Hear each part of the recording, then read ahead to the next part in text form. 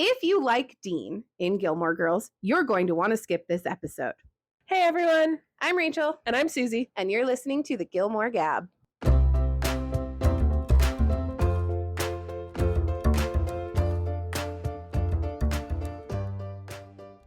So this is episode 7 of the Gilmore Gab.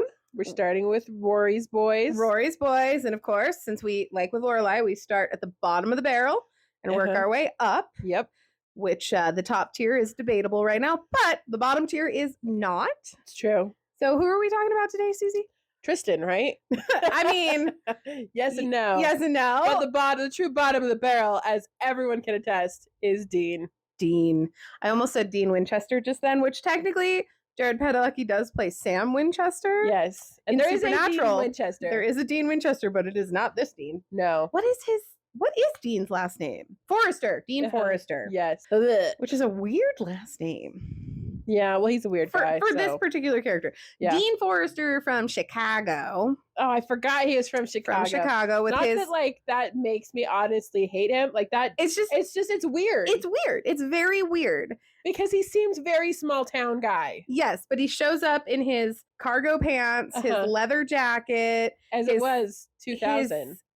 Jonathan Taylor Thomas haircut. Yes. Looking like he's a bad boy, but trying to come off as like a sweet boy. Yes. Everything about him. Like when I first watched Gilmore Girls, I didn't like him then either. Mm-hmm. The first watch through, the first time I ever watched a show, I liked Dean at first. I mean, I liked Rory at first too, but I don't know. It's just like you looked at him and like that first interaction, right? When she like runs into him and her books and everything are on the floor and she makes that comment about him. He just gives me creepy vibes. Okay, but you've seen like the TikTok video where they make it like a horror movie? Yes. And honestly, it was. Yeah. That didn't require a lot of creative. I mean, they just changed the background music. That's literally all they did. And like the filters. Yes. Throwing them Twilight filters. So obviously we got a lot of feelings about Dean. I was going through my list of notes that I took when I did my most recent rewatch, and there's a lot. Do you want to start? Oh, geez. Yeah. Okay. First of all, the first memory of the early season that pops into mind is the episode where Rory dresses up as like the 1950s housewife. Yes. And has dinner for him because he says that's what he wants. Mm-hmm. And as soon as he said that, I'm like, oh, so you're a misogynistic jerk face. Well, and then this just goes to, like, that's one of my notes in there is like Rory, whether or not, like, we can argue, we don't have to argue about it. We can agree that Dean is toxic and manipulative in a variety of ways, and we will touch on them. But that is that one moment where it's like, Rory, before she ever hears she has no original thoughts and all that conversation, that's the moment you realize, no, Rory really has no ability to think for herself. Yeah. She argued with Dean initially about how he liked the whole hobby homemaker housewife vibe. Yeah. And then she turned around, completely disregarded everything she stood for and believed in to make a boy happy. Yes. So he wouldn't be mad at her. Give him his fantasy. Which, like, also, when did Rory learn to cook? She didn't cook it. But it was like pork chops. Pork chops. Yeah, it was pork chops. It was like it was canned the first season when they were still eating fruit and vegetables. She made like the Jell-O parfait thing. Like she made all that in Babette's tiny little house. It's because in the first season, the first half of the first season, they eat fruits and vegetables. Yes, this is true. And that was in the first half of the first season. So it's before they established that the Gilmore Girls do not cook. Now, I think what we need to do with this particular episode of Dean is just like a tally of the red flags. We'll probably lose count, but like red flag number 1, he comes off as a misogynist. Now, I will say I love the outfits of that. Like those dresses are so cute. And I personally, like, I wanted to be a stay-at-home mom. But it was never like my husband and I were never in that misogynistic, like I was more than happy to get a job, but like if I could be a stay-at-home mom and we could function, that'd be great. And I love it. But do I keep the house? No. I mean, I try, but let's be honest. Here's the difference. You made the choice. That's something you wanted, and you and your husband talked together about it. Yeah. You didn't do it because he expected it. Right. And Dean expected it. Well, because his mom cooks him dinner every night. Yeah. You know, and then that's what he wants. Like, let's do a quick little fast forward here. That's all he wants. And he gets that out of Lindsay. Yes. And he treats her like trash. And then he cheats on her. She goes out of her way to learn how to properly cook the roast or whatever exactly the way Dean's mom makes it. Exactly. She asked his mom for help. She asked the butcher for help. She's trying so hard. She's like sobbing in the butcher shop. She brings him picnics and she is literally his ideal woman. Yes. And he just treats her so horribly. Like the ultimate red flag. If none of the other ones had popped up, that one right there, dead. Like if you like Dean after watching how he treated Lindsay, you can't be friends with us. You can't sit with us. Go away. Just kidding. All fans are welcome here. Even the Dean lovers. We love you. We just question your life choices. Exactly.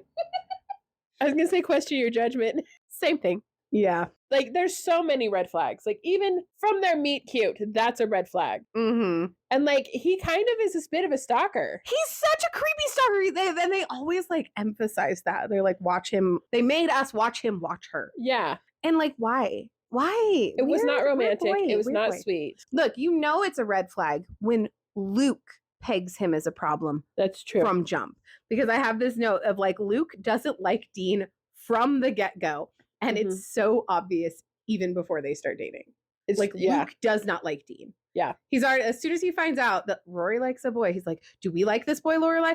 I don't like, he looks like a punk. I don't like it. Like, and you can trust Luke's judgment because even with Jess, like while he didn't like the way Jess may have treated Rory or whatever happened there, and while he wanted Jess and Rory to be together because he thought Rory would be a good influence on Jess, he still was like, yeah, Jess is probably not the right choice for Rory. Like he tried to make Jess be a good man for Rory. Yeah. So I think if nothing else, we can trust Luke's judgment. Yeah. Because if Luke at least about like other people's men. Right. If Luke doesn't like your vibes, you're out. Well, and the way Luke like protected Rory after they broke up, quotation marks, because that's a whole other conversation. Yes. And he like immediately sees him coming into the diner, turns around and said, nope, you're not allowed in here. Go away. Like that is a father figure. Yes. But this is not an episode about how much we love Luke. This is about how much we hate Dean. So it's true. But yeah, it's still like if Luke automatically doesn't like you, that's a red flag. Dean never understood her reading habits. No. Or supported them.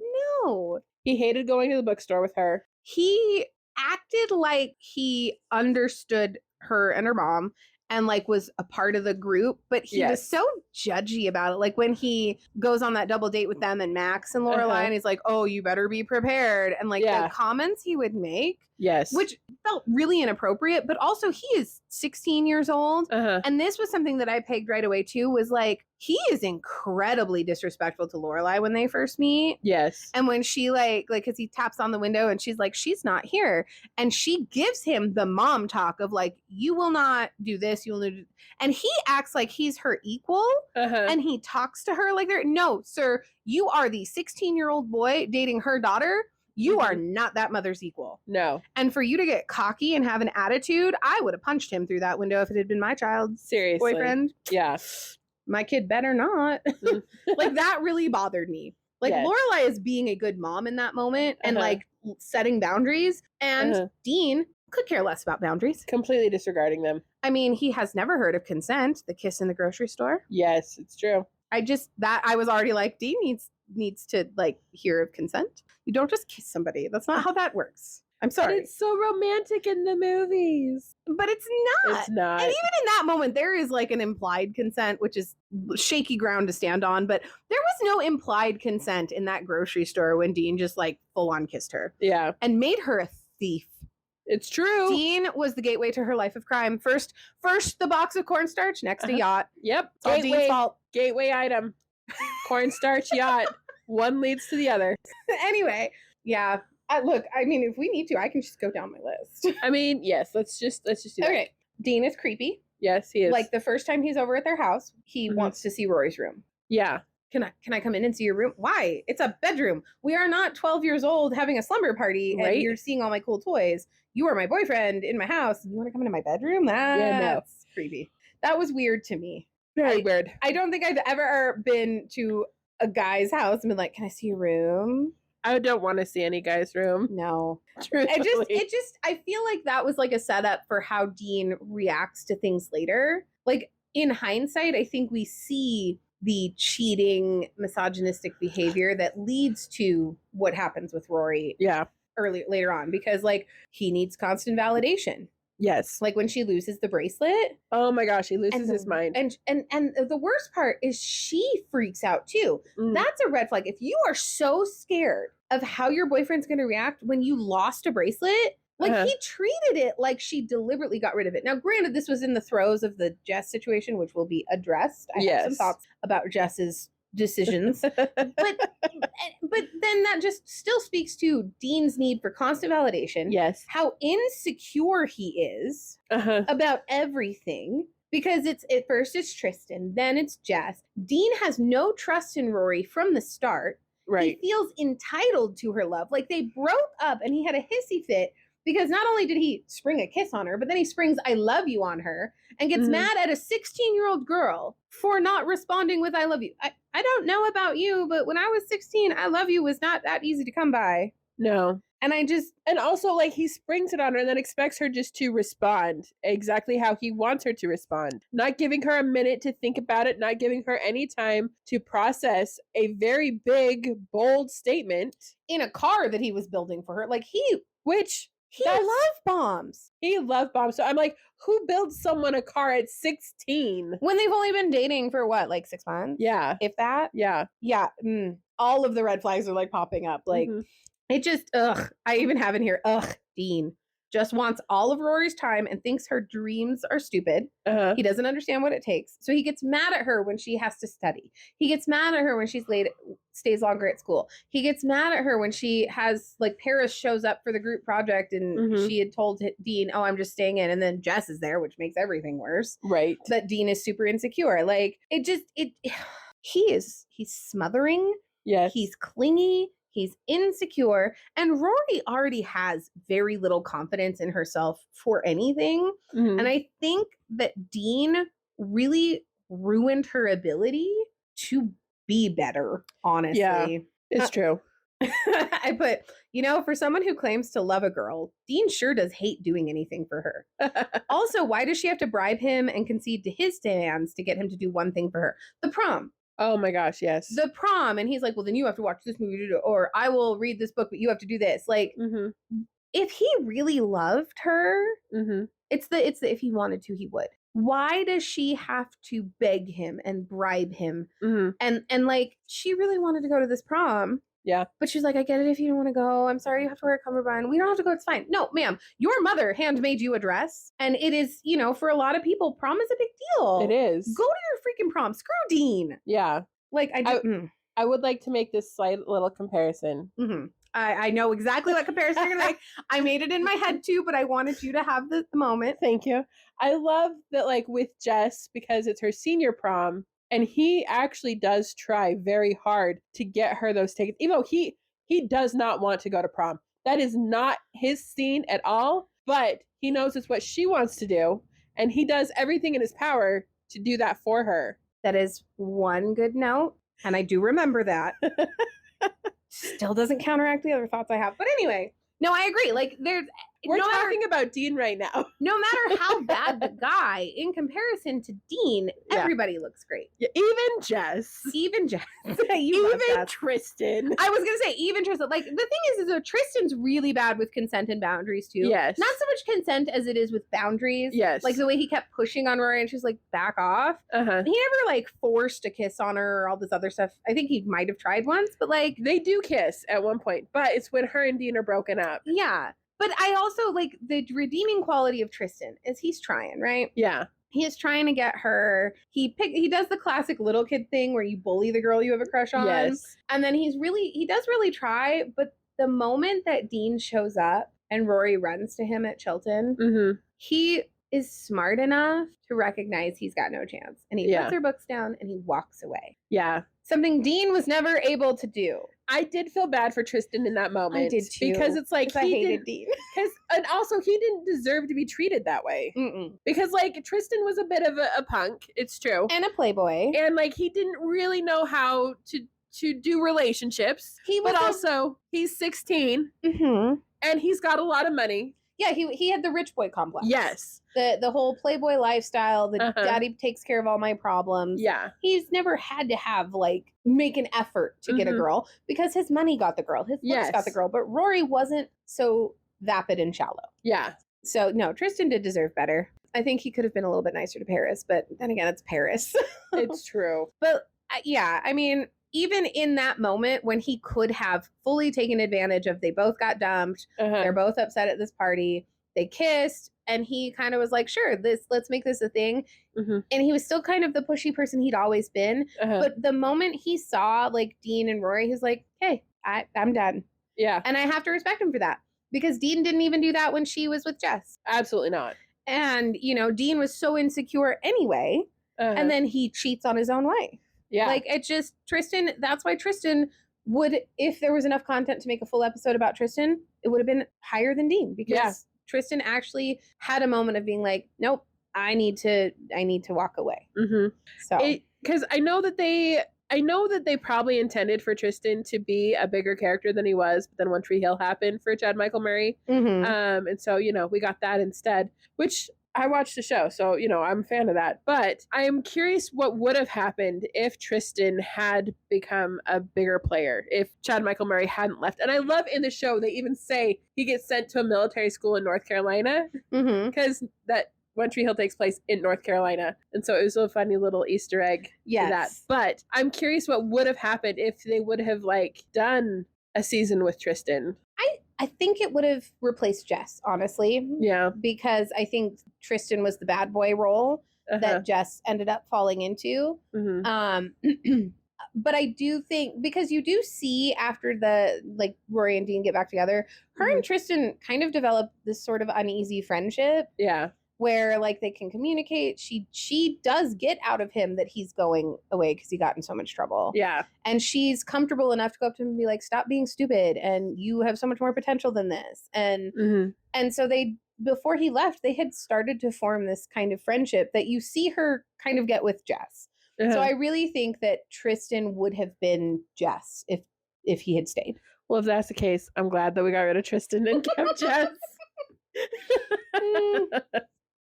Because fair. I love Jess. Well, and I do think though, where it would have veered from the Jess we got is that because Tristan was that rich playboy, I think we would have gotten that Christopher aspect ahead of time, which would have really altered any sort of Logan dynamic too. So I am also glad Tristan is gone. Yeah. Because we needed the Jess and the Logan when we got them. It's true. I think Tristan, where he was, I don't know what they would have done, because I feel like if they had been smart about it, they could have twisted the dynamic to maybe get her out of that, you know, high school sweetheart drama with Dean and make her kind of realize things. But then I think she might have matured a little too quickly. Yeah, it's true. So, but also we got One Tree Hill this way. And, you know, listen, I have never watched that show. As dramatic as it is, because it is high drama. It is such high drama. Oh, I can tell just by the opening credits. I thought it was worth watching once. I don't know. I'm running out of shows to watch. Maybe I'll get out of my crime procedurals and go watch One Tree Hill. But like the first 4 seasons are like so ridiculous because it's high school drama, angsty teens. So you know he's definitely good at playing the angsty teens. But yeah, like it's so interesting how the show that we got versus like all of the things that they could have done that they didn't do. Yeah. And so like I am glad that we got Tristan for when we did. I like that they did put Tristan in, and I like that they kind of showed what could have happened if she dated someone that she went to school with, because all of her classmates were in such a different demographic than her that I liked that they kind of addressed that a little bit. They hinted at it a little. Yes. I do think it was interesting. I did like the dynamic of the Tristan aspect, and I think it was necessary to counter the Paris and Madeline and the other girl. I can't remember her name. I can see her face. I can too. I love all of them. Yeah. But anyway, no, that is interesting. But still, Tristan is superior to Dean. Oh, definitely. So, but definitely. But now I have to, okay, so I have this note in here. I was like, we're not done talking about Dean. No. But I'm trying to remember if this is related to Tristan or not. And I think it is, because I think Tristan's the one who kind of calls Rory out about the guy she's dating, about Dean. Yeah. And she gets super defensive about how Dean is her kind of guy. Dean is her type of guy. And I remember Tristan kind of pushing back on that. But I think this note I have, because I laughed so hard at it in my notes and then just to myself, was from the prom. When like Tristan walks up to Dean and goes, "How tall are you?" Why, you want to dance? No, I appreciate the offer though. Like, I think that was from the prom. Yes, it was. And so even Tristan, like, I feel like even though Tristan was interested in Rory, the way he went about it was very different than like the way Jess went about it. Yes. And I think Tristan went about it in kind of the same way Luke went about his interactions with Lorelai, where he pegged Dean as not Rory's kind of guy. Yeah. And pegged Dean as like a problem. So I think I want to give Tristan more credit than maybe people think he deserves. I don't think Tristan was a stupid guy. I don't think he was either. And I think when he was telling Rory, oh, that's not your kind of guy. You shouldn't be dating a guy like that. You want a small town hick boy, like kind of thing. I think Tristan, after encountering Dean and kind of seeing him and seeing their interactions, pegged him as a problem. Yeah. And knew Rory could do better and should do better. And maybe Tristan didn't think he was better, but he knew he was better than Dean.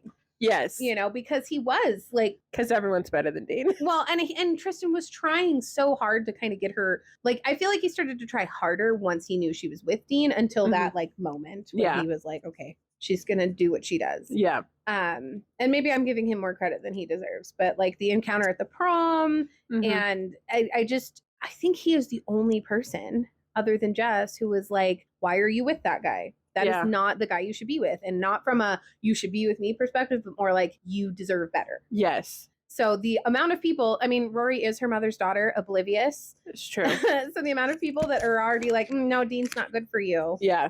I have a couple of questions. Okay. Let's start with, because we were talking about how much Dean is just kind of insecure and misogynist. Do you think Rory is Dean's first girlfriend or boyfriend? Do you think Dean has had any other girlfriend? Is this both their first relationships? Is it? Because I thought Dean he had a girlfriend something. in Chicago. I thought so too. But he doesn't act like it. He acts like he's very insecure and this is his first relationship ever. Especially with the love bombing and the big gifts and the, you know, which means throughout the course of the entire series, he's been with two women, Rory and Lindsay. Well, he's with someone else in the reunion. Because Lindsay better have dumped him. Oh yeah, no, they got divorced permanently. Yes, they got divorced. So what? He's had 3 relationships his whole life. Well, we don't know what happened after Lindsay and until whatever. He sure as heck had to leave Stars Hollow. Nobody was going to date him there. They all knew. Yeah, because he's, you know. I don't want to like jump to that part yet. I feel like we're not talking about the reunion. Not yet. There's a lot of thoughts about the reunion. Oh no, not the reunion. Like the Lindsay stuff. Like I feel like there's more stuff we need to talk about for that. Oh yeah. I agree. Because I feel like they mentioned that he had a girlfriend in Chicago, but I thought so too. But he doesn't act like it. No, he really does act like a lovesick boy. With his first girlfriend. Yes, I'm gonna say it was his. Maybe he had a fake girlfriend, or maybe he just told people he had a girlfriend. Or maybe he stalked another girl in Chicago, and that's why he had to move. Because, like, why? Why did he move from Chicago to Stars Hollow? Yeah. Of all the places to move to, why Stars Hollow? I think he got into something. I think he and his whole family had to move? Well, I mean, what? You just send your kid off by himself at 16 when he's apparently been outed as a stalker? Which also, at no point, except for, like, the one time, do we actually meet Dean's mom. It's true. And it's after the Lindsay cheating drama. Yeah. When Rory shows up and she's like, leave the door open because he's back living with his mom. We meet his sister. Yeah. But like Dean's parents. And we never meet his dad. No. Man, maybe this begs a lot of questions about Dean's home life. Clara was annoying. I'm sorry. His little sister. Yeah. I didn't like her at all. Here's the thing. Most kids in Gilmore Girls drove me absolutely insane. Fair. I didn't love most of them. I agree. Yeah. No, his sister was super annoying. I hated the episode where Jess is with Rory and they all go to the carnival. I hated that episode. I do appreciate Clara and like giving Jess some hassle. I think he needed that. And I think it gave us the opportunity to see a slightly different side of Jess. This is not about Jess. This is about Dean. It's true. Which, I mean, if we're going to talk about Jess, let's talk about how Dean was immediately insecure about Jess. Oh, yes. From the start. And also the way Dean always tried to act so tough with Jess. And I just looked at him. I'm like, I don't care if you're a head taller than Jess. Jess will knock you out with one punch. Yes. Like, you don't stand a chance in a fight with Jess. Yeah. Which is funny because Jess is also from a city, right? Mm-hmm. But New York. But he acts way more like he's from a city than Chicago boy Dean does. Right? Like Dean is like a small town guy through and through. And then you have Jess who actually is from a city who acts like it. Well, and if you think about the rest of Dean's family, like when you see Clara, when you see his mom, they give kind of that uppity small town vibe. Not quite like Gilmore rich. Yeah. But not like small town. Like Taylor Dosey rich. Yeah, or just like that kind of like they came off very upper brow. Yes. Like, and so what is Dean trying? Is he rebelling against the persona of his family? Is he like the jean jacket, the cargo pants, the boots? Like, who are you, Dean Forrester? Mm-hmm. It's a mystery. Jess was never fake about who he was. No, Jess was always just unapologetically himself. But I genuinely don't think we ever saw the real Dean. Yeah. Until he would have his moments of like freaking out about stupid stuff with Rory. Yes. That's when I think we saw who the Dean real really Dean. was. Yeah. And again, I'm gonna, you know what? I'm making it Gilmore Gab canon. I think Dean's family had to leave Chicago because Dean was being too creepy with a fellow student, classmate, girl, whatever. I think that's what it is.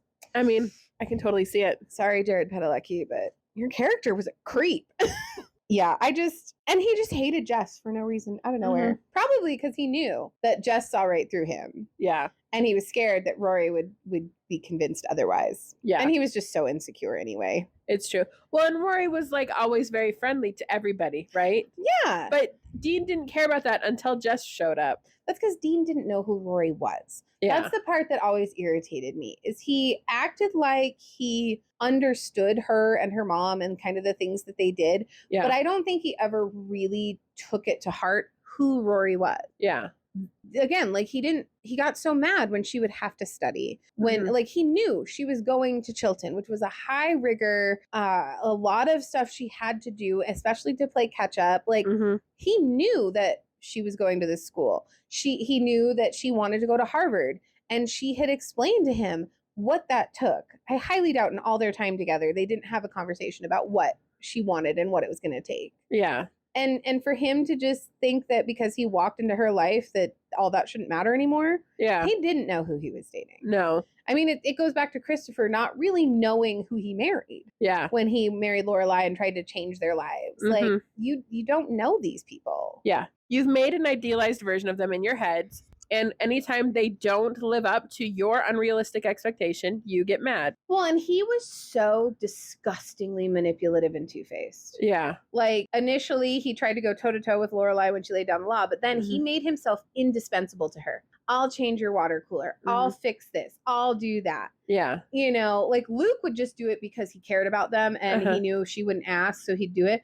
And Lorelai took full advantage of Dean, which, like, good for her. But like, even after the breakup, she was still kind of like, will you still come and change the water cooler? Yeah. And it's like, Jess is there. Call Luke. Why does Dean? Like, I think Lorelai is partially to blame for Rory ending up hooking up with Dean. Even though she got very mad at her, as she should have, with the whole he's married and, you know, I don't care that you just had sex for the first time. That's not what this is about. It's a married man. Yeah. But that's my Dean. Like, he made himself indispensable to Lorelai. And she took advantage of that. And that helped Rory develop this mentality of that's her Dean. Yeah. Well, and also, because what plays into that too is Lorelai and Christopher. Because they did get together while he was still technically with Sherry. But then Christopher leaves them for Sherry because she's pregnant, right? But like Rory saw that. She knew that Christopher was with Sherry. And even though he said he was going to leave her, you know, it's like the same setup, only worse. Yeah. And yeah. Wait, didn't Lindsay get pregnant? No. Oh, I thought she did. Bless the heavens, she did not. Good for her. I do have a note in there that Lindsay needs to just get a life and get a job. Did you see? I saw it on TikTok there because the guy that plays Luke. Yeah, I was talking to. Yeah, I saw it from the Gilmore Gab Instagram because I made sure to follow him from our Instagram. Yes, and they interviewed her. And even she was like, "I hated that." And she was like, because he asked her if she was surprised when they got divorced, and she was like, "I was more surprised they ever got married." She's like, that was more unbelievable to me than them getting divorced. Because it was so sudden, too. It was so sudden. It was so random. It was so, like, they're, like, barely 18. And like the whole dynamic of that relationship was weird. Yes. Because it's like Rory and Dean break up. Rory starts dating Jess. She goes to this hockey game because Jess is just doing Jess. Yeah. And there's Lindsay, and she's acting all weird all of a sudden. And it's like, how long after Rory and Dean broke up did Dean and Lindsay get together? Because it couldn't have been very long. It couldn't have, because Rory and Jess weren't together that long. And it was so new. Even Lane was like, oh, I didn't, it was really new. I didn't think I needed to tell you. Like, even Lane was like, I don't know what's going on here. Like, it was a rebound relationship that went too far. Oh, yes. And that's part of why I almost feel like Rory had to have been Dean's first girlfriend. Yeah. Because he couldn't, and I've seen this happen to people I knew in high school.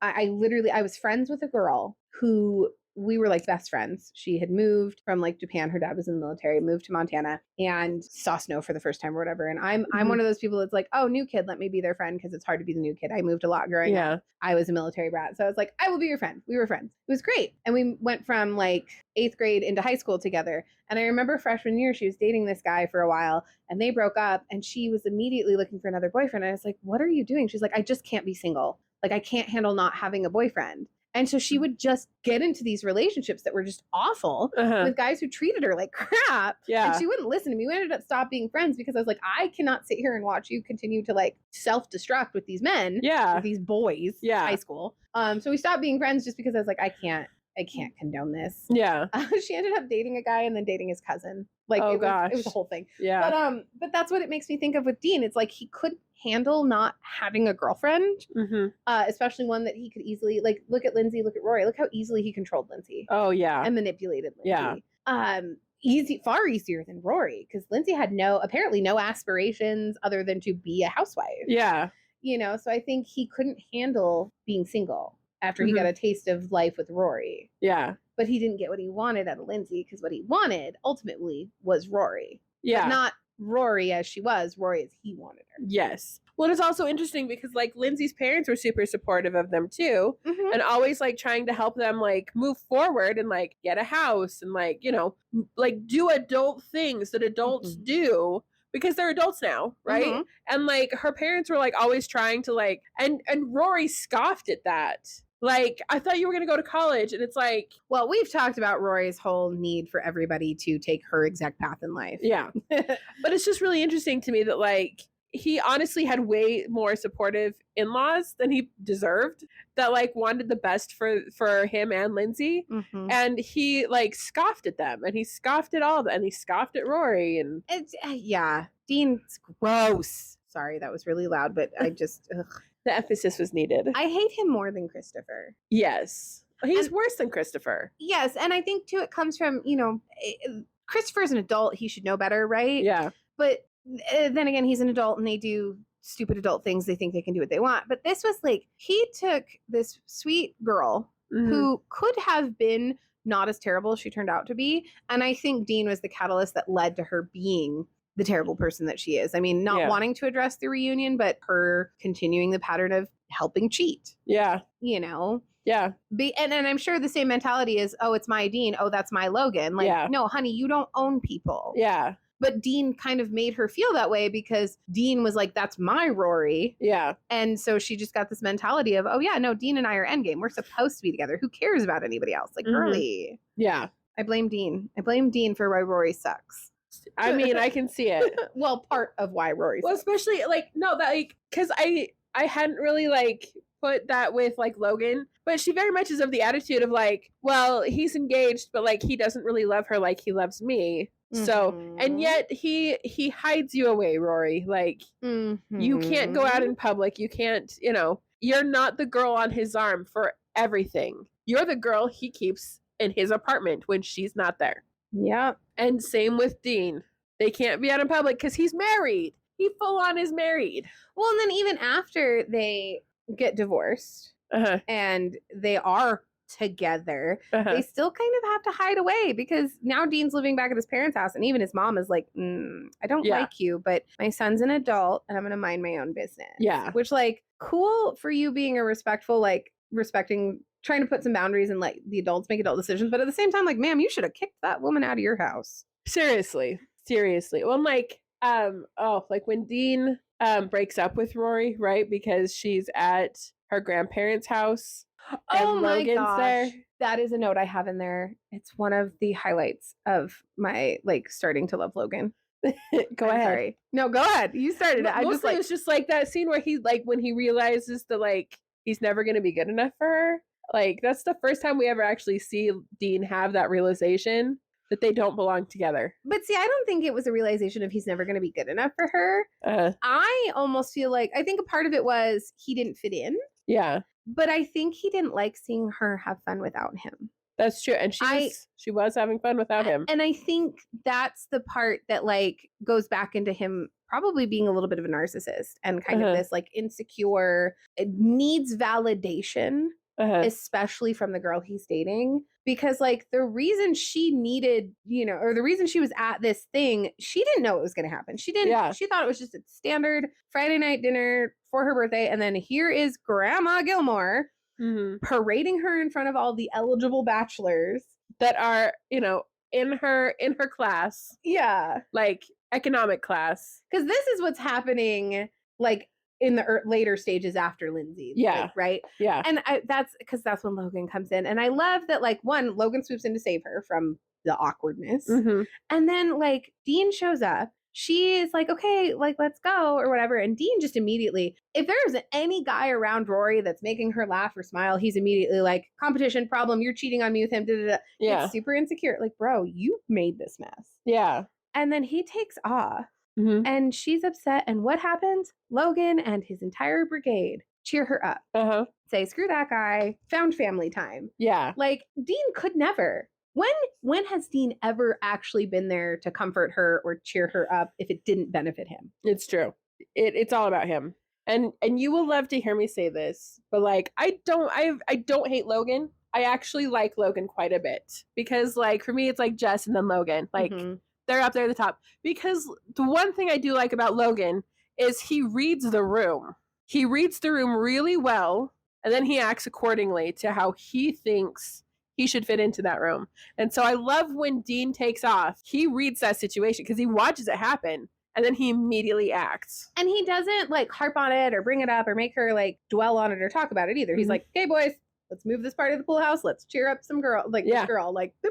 Yeah. And that was it, and Dean, I don't think could ever let anything go. No. Because Dean shows up at her dorm to drop off a bookcase or whatever, or she got upset about something and Dean shows up, but Jess is there. Uh-huh. It has been literal years. She has not spoken to Jess since he left her. And she is actively cheating on or helping Dean cheat on his wife. And Dean walks in, there's Jess. Dean immediately is mad at Rory. Uh-huh. Why is he here? Clearly you don't want me around. And she's he just showed up. Dean never let her explain. Yeah. Dean just automatically assumed the worst of a girl who had never, until with Jess, had never done him wrong. Yeah. This girl abandoned all of her beliefs to dress up as a little 50s housewife and make a meal for him. Mm-hmm. But he never trusted her. Yeah, never, not once. Any remotely attractive guy in her vicinity, she clearly was cheating on him or she hated Dean or bro, yeah. You need a therapist for that level of insecurity. How are you still functioning under that weight? I have never met a person as insecure as Dean Forrester. Agreed. Was that deliberate on the writer's part? And if so, why? What was the intention? I honestly forgot about the whole college Dean. Oh my gosh. Because now we're just, oh my gosh, the insecurity is just, and the mistrust. He never trusted her. And he gets divorced and he and Lindsay, they're not together anymore, but they still have a lot of split assets because they were 18, right? And they had a townhouse. They bought a townhouse. Yeah. I am going to be 36 and I only rent my townhouse. This was the early 2000s. Housing was a lot more affordable. And also it's Stars Hollow. Fair. You'd think something would be more expensive though in such a tiny little tourist town. But anyway. But they also, they take care of each other there. Anyways. That's true. But what really bothered me too is now that I remember that this happened, because I think he has to share the car with either Lindsay or her, or he has to share the car with someone, right? But she's living at Yale. She's living like a half hour away now, and she has a car, but it's like she doesn't want to always drive down to Stars Hollow, especially if she has class in the morning and stuff. And like, and the fact that everybody in Stars Hollow knows their business now, and it's awkward and uncomfortable, and where are they going to meet? Like the times they've tried to make out in her car. Oh my gosh! And he's like, try to do more in her car, her tiny little Prius. And he's like 6'6", right? He's so tall. Anyways, wanna dance? But like the fact that he would get so upset with her for not just bending over backwards and just like being wherever he needed her to be, not like with no regard for her schedule and her life. Like he still expected her to just drop everything for him, just like he did when they first started dating. Always. Dean was incredibly selfish, incredibly narcissistic, 100% creepy. Like just a walking, like paint him red and call him a flag. Yeah. Yes. And it killed me. It honestly killed me when because it was after finals and she went out to drink with the guy that her grandma set her up with. Right. Because like she had a Saturday final and he had a Saturday final and she was finishing packing, right? And so very drunk or drinking from that mixed punch or whatever. Yes, where they just poured all the alcohol into it. Yes. She wasn't drunk yet, but yeah. So then she goes to like the pub with all the guys and she wants nothing to do with them. And so then she calls Dean and he rolls up, right? But this was her first year because he was still married to Lindsay. And she called him and then he rolled up and like saved her. And because the guys left their tab open and so they ate on the guy's tab, which honestly I laughed at. But at the same time, it's like, honey, he's married. Of all the people to call to save her, she calls Dean. Yeah. And like, I have had guy friends that are married that I was very close with, but as soon as they got married, I went through their wives. Always. And so it's like, if I had been in that situation, I would have called my friend's wife and been like, hey, guys. Oh, yeah. Well, and it's just like the same concept of it's like whenever I have a friend who like is stressed about something or like even with like you or be like with your car or whatever. And I'll be like, oh, yeah, just let me know and I'll ask Brandon. Like it's always just you're my friend. And well, my husband would not mind at all if you just texted him. Yeah. And there's been times where he's like, just have her text me. But it's always kind of that like mentality of I will offer him up for people. I'll be like, oh, if you need help, let me know and I can send my husband. And I will always call you first to relate to your husband. And that's just the standard, you know? Because that's what's appropriate. Yeah, I think the only time it differs is like with our couple friends. Yeah. You know, with our two friends whose kiddo I watch, you know, it either turns into one of them texts me, usually like she and I text and he and him text, and but every once in a while he will text me. She never texts my husband just because she has no reason to. Yeah. But every once in a while it's just a group text. And it's she doesn't initiate it. He will initiate it and put me and my husband in this group text with him. And it's like, okay.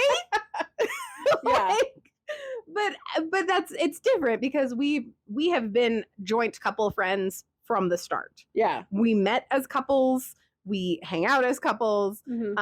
Very rare, like only every once in a while is it like me and her and the two men will joke about like, let's just leave the kids with the men and us girls go out and do something, you know. But if your husband's ex that you knew he was super hung up on texted him in the middle of the night needing a ride because she was stuck, I'd be like, I'll go get her. Right? But also that would just be a really odd scenario. Because first of all, my husband and I have been married like 12 years. Yeah. We've been together 14. I think the last girlfriend he had before we met was easily 1 or 2 years before we met, and she was crazy. Yeah. So if one of his exes texted him out of the blue, I'd be like, he'd probably just be like, what is going on? Especially because our numbers have changed. It'd be like a Facebook message and we'd both be like, he probably wouldn't even remember who it is. I'd be like, who is that? And he goes, I don't know. Like that's how long it's been. Yeah. But still, like, yeah, no, I agree. The appropriateness of it, like Rory should never have like reached out. But she's in college. You're telling me she doesn't have anyone else? Luke would have picked her up in a heartbeat. Yeah, her grandparents weren't that far, although she didn't want him to know. That one's understandable. But Lorelai would have totally been there. But also, are you telling me she couldn't have called Paris? Right? They were buddies. What, did she know Marty at that point? Yes, she did. I was like there were literally so many other people. She could have called a cab. Yes, she could have, because she didn't have her car for some reason. Because she had ridden with them over there. Yeah, she literally could have called a cab. But you're telling me that they were so far away from her dorm and her car that she couldn't have walked there? the whole scenario is just a setup for, she just needed an excuse to call Dean. Yeah. He had to drive a half hour out of his way to go and pick her up. And the fact that he did it, yeah. I mean, again, he enabled all of this. This honestly is probably the foundation for their affair. Mm-hmm. This is what started it. Was him proving to her that he was in fact her Dean. Yeah. Because they leave the bar and then they go to pick up the last of her stuff. Mm-hmm. And that's when Jess shows up. And that's when he freaks out about this. He gets so mad. And like, she's like, she had no idea Jess was even in town. She's like, I called you. Uh-huh. I'm here with you. I am just as surprised. Nope. You clearly want him more than me. It's always going to be Jess before me. Bro, if you act like that, yeah, it will. But also, bro, you're married. Because he still was married at that point. Which should have proved to him, honestly, now that I'm thinking about it, he should have known in that moment that Rory had not been talking to Jess. Uh-huh. Because if she had been, then Jess would have known Dean was married,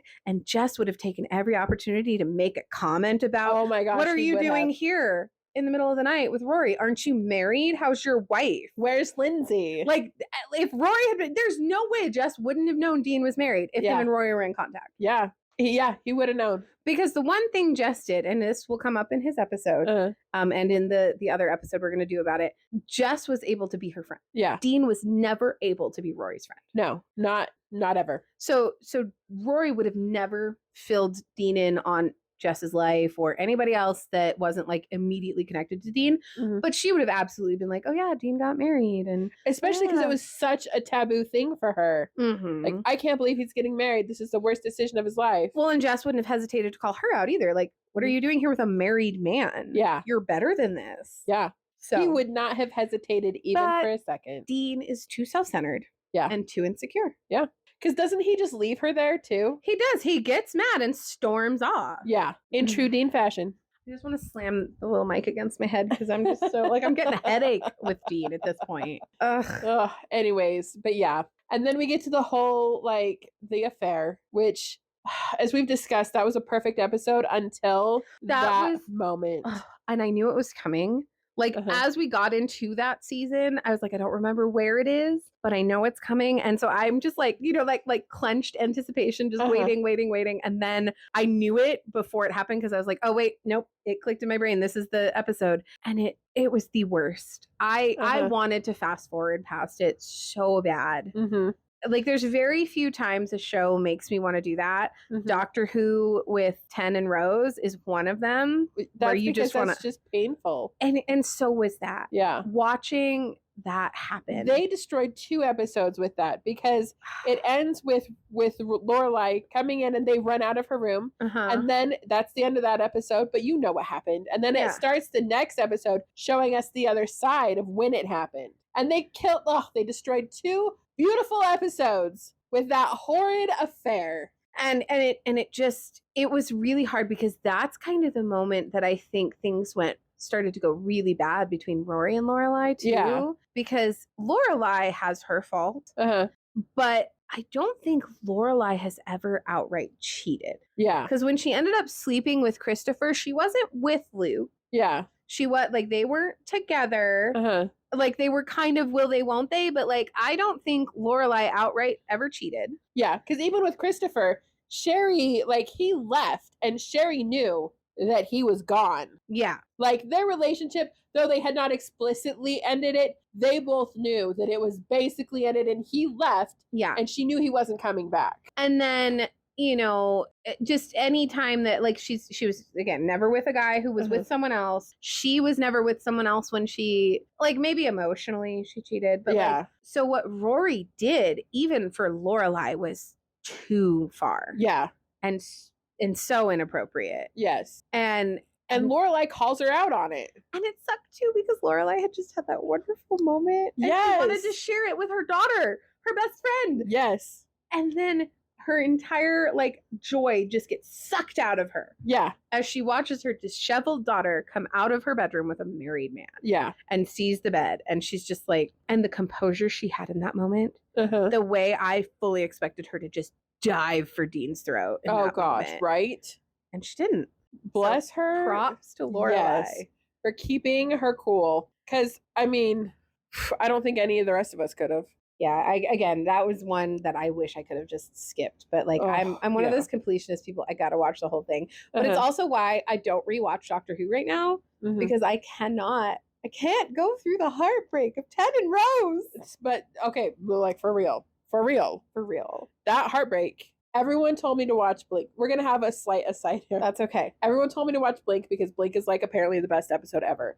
I hadn't watched it, but I was watching them in order, and I was at the point where Ten and Rose get separated. And it's like, the wall. Crying. And my friend came over to watch Blink with me because I don't do scary shows, and everyone told me Blink was kind of scary. So like she came over, but she came over as Rose fell through and her dad grabbed her, right? And then so Ted knew she was alive, but now he couldn't get to her, and they're both at the wall. And I am like ugly, crying. I can't breathe.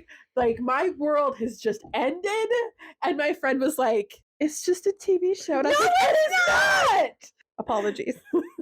The level of devastation of that episode, like it traumatized me, honestly. Like I have not rewatched. I haven't rewatched. I skipped that episode because I can't watch it again because it's just and then when they're on the beach saying like their final goodbye and he's like, I'm burning up his son to say goodbye. Like that is, and this is why, again, on an aside, I will never, no one can make me like River. It is Ten and Rose forever. River's song can go burn up in a sun. Seriously. The people that stand that, no, I'm sorry. I don't care what she says. I don't care what the writers did. I don't care if that's the like one true pair. No. It is Rose and and Rose. All the way. It is 9, 10 and Rose. Yes. Because like that. I mean, I honestly couldn't watch. This is a hill I will die on. We are in 100% agreement. Yes. But I'm so glad we have a hill we can both die on. I also have a really strong opinions about the actress who plays River Song anyway, because I was a latchkey kid growing up, so that meant in the summers, I was stuck with daytime TV, which included the show ER. I have watched ER from beginning to end, George Clooney, all of it, and she is on that show, and I hated her on that show too.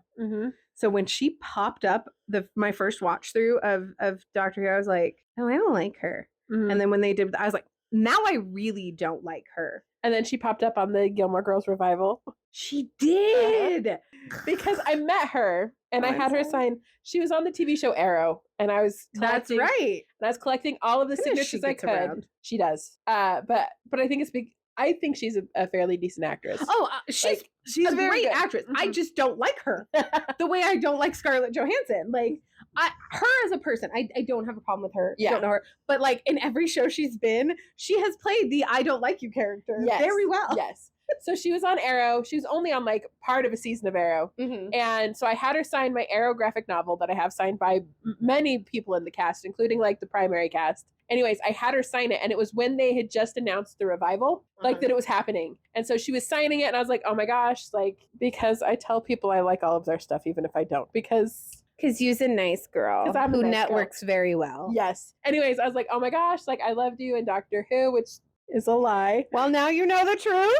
And if I ever meet her again, I apologize. Anyways, look, it's not that we don't like you. But River Song cannot have 10. River Song is not Rose and will never be Rose. Anyways, so we met her and she was like, do you guys watch Gilmore Girls? Because I was with 2 other friends. And I was like, yes, we love Gilmore Girls. And she's like, I have just been cast in the revival. And she's like, but it hasn't been made public yet. So shh.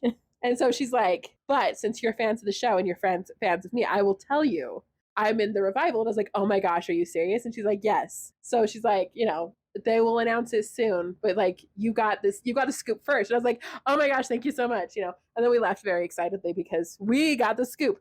But it was so funny seeing her on the revival because again, she's a character you don't love, and she is so quirky and she's so crazy in the revival that I was like, nah, this is she definitely gets typecast. Yeah, but I think she has the range to do it because she can play from River Song to the crazy lady on Gilmore Girls. Yeah. I guess we need to emphasize the actress herself, totally fine. Yes. I can't remember the character she plays, we don't love. Well, especially because, like, if you've seen her on Arrow, she's a very serious character because she's one of the characters who died. She's their mom. And she's the ex-wife of the police chief. And so, like, there's a lot of, like, really heavy, tragic things in there. And so it's really cool to see, like, the range in which she can, like, portray those characters. Right. But anyways, back to... I mean, we were still technically talking Gilmore Girls. It's true. Yeah. So, I mean, we've said a lot about Dean. It's true. And I've covered everything I wanted to about him. Yeah, I think I just have one final question. Yes. Because we're not going to try to find a redeeming quality for Dean. He doesn't get that no. But I do want to know, do you think that Rory ever actually loved Dean? No, I don't think she did. I think that she liked the attention. And I think that she thought that she did. Because, like, she comes running out, because I love you, you idiot. Which Tristan sees. But, like, based on... I don't think Rory truly knows how to love. I agree. And even through the revival, I don't think she knows how to love somebody. Like, truly love somebody. And actually, like, be in an actual relationship with them where you are actually committed to each other. I agree. I think she was too young. Yeah. I mean, because I've been that person at, 14, 15, 16 thinking, oh, this is love. And then being like, I'm 16. What do I know? I just think that she also really just never had the opportunity to know, because she went from like Dean to Jess to kind of not really doing anything in college to Logan. Yeah. I think if there was anyone she could have loved, it could have been Logan. Yeah. But I also don't think she had good examples, because she never really saw, like, she saw Luke's love for Lorelai, but she saw it from the perspective of like a fatherly sort of found family thing. Yeah. Not so much like how much he loved. And it wasn't until she was older that she was like, Luke loves you. Yeah. And she saw her mom seem to be in love with people and then run away from them. Yeah. I think she could have had the opportunity to see what real love looked like in a real relationship had she been around Richard and Emily more. True. But even their relationship, while they did love each other and they were everything to each other, they still had a lot of problems too. But that's I mean, every marriage does. Yeah. But I think that things that we didn't see behind the scenes, I think there were more dynamics for Richard and Emily. Yes. That showed their love. Like, we got to see whatever like Lorelai and Rory saw, and we got to see some of their like harder moments. But I mean, Richard rammed his car into the guy that was dating Emily. Yes. And some of those like sweet moments of like when when Emily's going a little nuts and he's just like, you're having wine this late or something like that. And she's like, well, then call me a whore or whatever.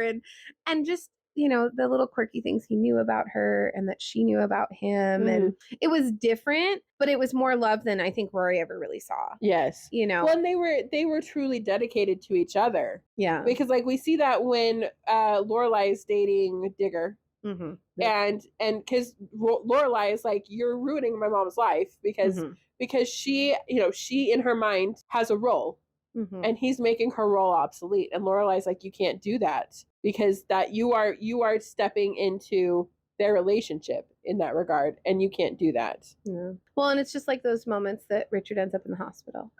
And Emily's sitting there and yeah, she has her weird little rich person freak out about the pillows and the sheets or whatever, but then it's just her there and her being with him. And when she shares like the memories and stuff. I also think if Rory had spent more time around like Suki and Jackson. Yes. And seen that relationship, but she's not around that. Yeah. And it's unfortunate. I don't think Rory was able to understand what love was when she was with Dean. Or Lane and Dave Rogalski. Well, we'll talk about that.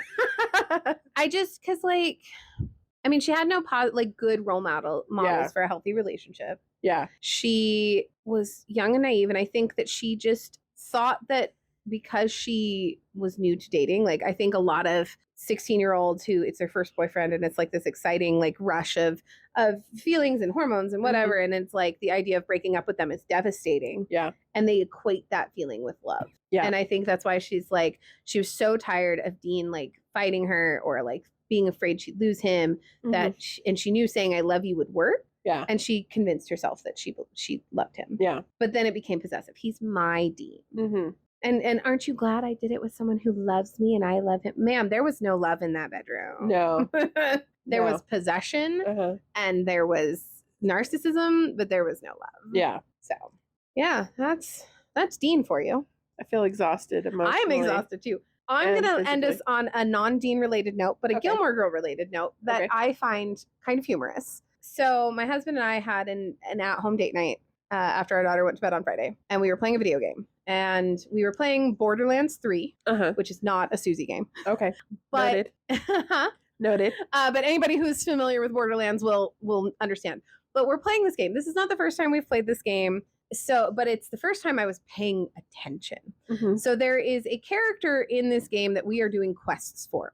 Character's name is Lorelai. I don't really clock it. I'm just like, oh, that's interesting. But one of the quests that we have to do is go find coffee because Lorelai cannot function without coffee. Oh my gosh. And I immediately went, wait a minute. And I put a note in my phone. I was like, I have to tell Susie and the Gilmore Gab crew about this. Yes. Somebody on the Borderlands 3 story team must have been a Gilmore Girls fan because there is no other explanation for Lorelai, who is jonesing for coffee, to be in this game and not be Gilmore Girls related. Coffee.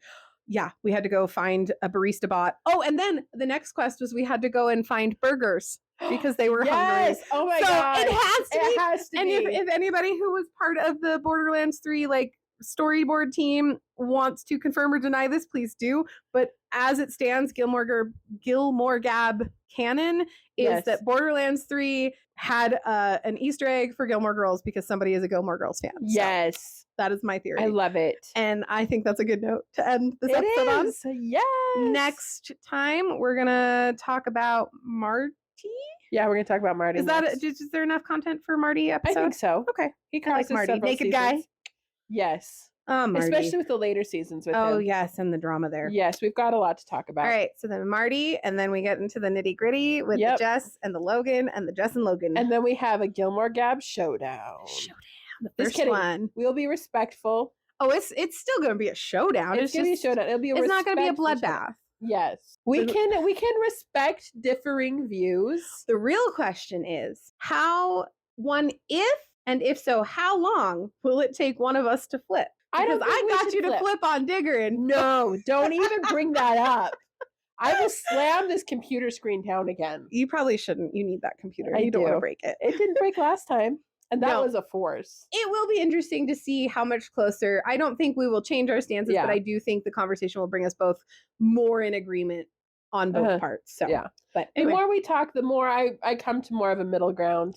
I do too. So pros and cons to both. Very much so. But next time, Marty, naked guy. Yep. All right. Well then, until next time. Yep. Bye. Talk to you next time. The Gilmore Gab is created and produced by Rachel Llewellyn and Susie Carmichael. Music by Kevin MacLeod. Follow us on Instagram at Gilmore Gab Podcast and sign up for our newsletter on Substack. You can also subscribe to our paid Substack for early access to new episodes and exclusive content. The Gilmore Girls show and characters are the exclusive property of Warner Brothers Entertainment. Warner Brothers Entertainment is not affiliated with, nor does it endorse the Gilmore Gab podcast.